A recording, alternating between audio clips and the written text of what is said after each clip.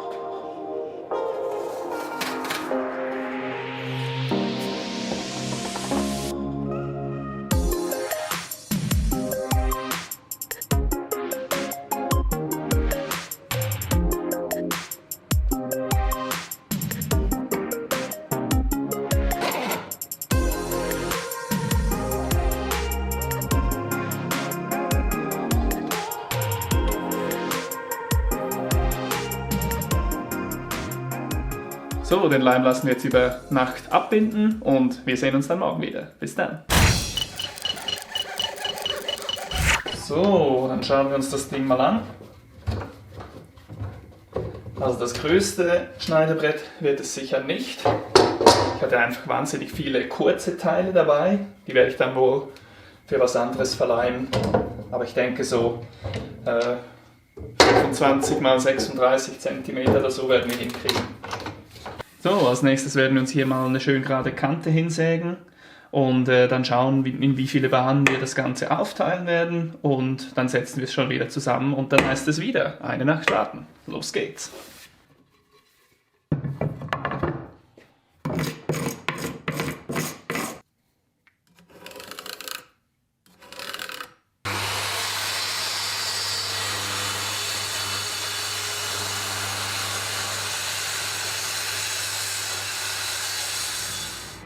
Oh Mann, heute läuft es ja wieder mal wunderbar.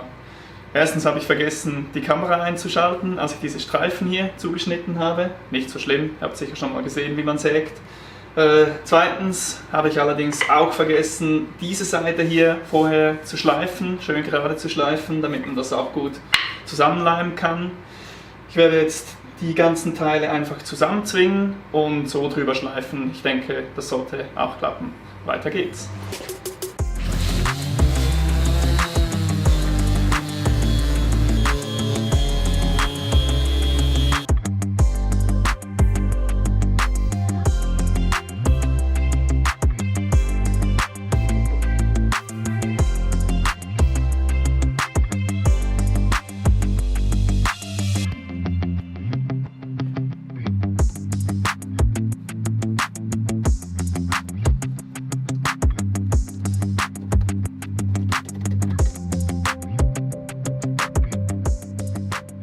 Und damit heißt es wieder eine Nacht warten, bis das Ding hier ausgehärtet ist. Bis morgen.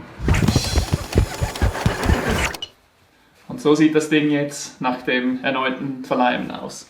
Ich glaube, das könnte eine ganz coole Oberfläche geben. Jetzt kommen wir erstmal zu einem ein wenig kontroversen Thema.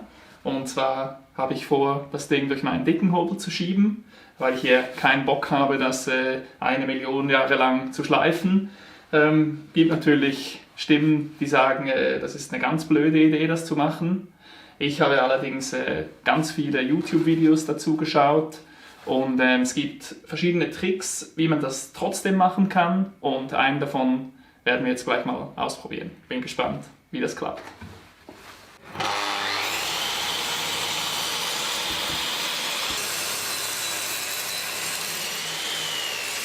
So, wie mache ich das nun mit dem dicken Hobel? Es gibt verschiedene Arten, wie man das machen kann.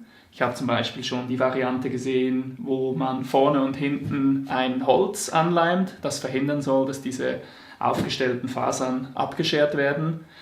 Dazu habe ich jetzt allerdings keinen Bock, da müsste ich jetzt wieder ein paar Stunden warten, bis das Ganze abgebunden hat. Ich mache lieber eine andere Variante, die ich bei einigen YouTubern gesehen habe, und zwar haben die bei den vorderen und hinteren Kanten eine kleine Phase angeschliffen mit der Schleifmaschine und dann ganz Hobeldurchgänge mit sehr geringem Materialabtrag gemacht, einfach ganz viele, und das hat bestens funktioniert. Ich hoffe, das klappt bei meinem Hobel auch. Los geht's!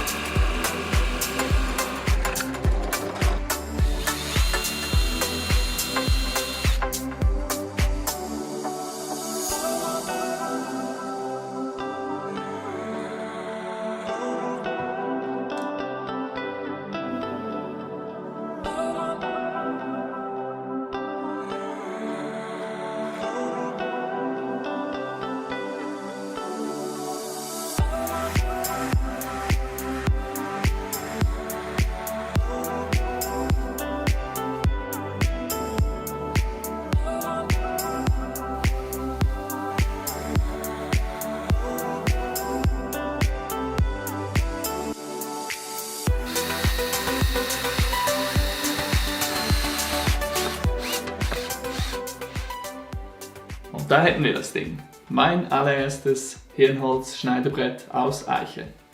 Ich bin echt ein bisschen stolz, wie das Ganze herausgekommen ist. Ich finde, das hat eine absolut geniale Optik. Hier durch das lange Schleifen, das Ölen und das Behandeln mit der Brettelbutter. Ich finde, es sieht absolut genial aus. Wenn euch dieses Projekt gefallen hat und das Video gefallen hat, würde ich mich sehr freuen, wenn ihr mir ein Like da lasst, was Nettes in die Kommentare schreibt und sehr gerne auch meinen Kanal abonniert. Es kommen nämlich viele weitere Videos. Bis zum nächsten Mal. Macht es gut.